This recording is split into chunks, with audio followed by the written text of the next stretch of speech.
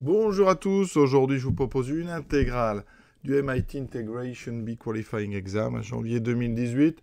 C'est la numéro 11, vous allez voir c'est très rapide, à condition évidemment, comme d'habitude, de voir l'astuce. Donc on y va. Alors, cette primitive, ici qu'on vous demande, vous avez à l'intérieur de l'exponentielle du 1 sur x du log de x. Alors première précision importante pour ce concours du MIT, c'est que log ici, c'est censé être le logarithme, donc en base E, c'est-à-dire le logarithme népérien. D'accord? Donc une fois que ça c'est admis, ça donne un petit peu plus de visibilité à cette intégrale, parce que le log, ici, vous savez que la dérivée, dans ce cas-là, eh bien c'est la fonction inverse. Donc ici, vous avez log de x et sa dérivée à côté, 1 sur x. Et vous avez en facteur l'exponentielle. Qu'est-ce qu'on va faire? Eh bien, on va enlever les parenthèses. Donc j'ai exponentielle, donc fois 1 sur x, d'accord, plus exponentielle fois log de x.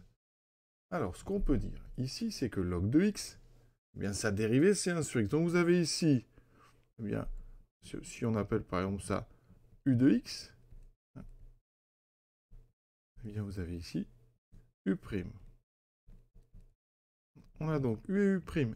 Et là, à côté, on a exponentielle, mais exponentielle. Ici, eh bien, si vous appelez exponentielle v de x, par exemple celui-ci, eh bien l'autre, c'est v'. D'accord? Donc, vous devez remarquer en fait une astuce. On a ici donc u' v plus uv'. D'accord? C'est exactement ici. Donc u' fois v plus u fois v'. Ça veut dire que vous avez devant vous exactement la dérivée du produit de u par v. Donc notre intégrale,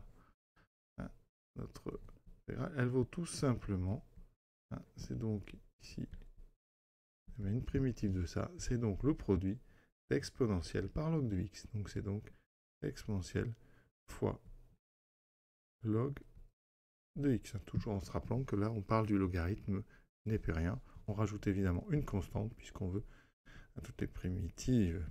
Et on a déjà terminé, vous voyez, cette intégrale. Donc c'est juste ici, il fallait remarquer qu'on avait u'